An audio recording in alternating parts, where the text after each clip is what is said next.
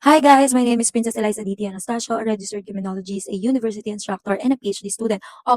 Wait lang po guys, because hindi na pala PhD student si ate girl because recently lang guys ay nakagraduate na ako ng doctorate degree ko. And to answer your question kung saan po ako nag-PhD, sa Philippine College of Criminology po ako nag-PhD. And usually guys, alam natin na yung PCCR ay nasa recto po siya.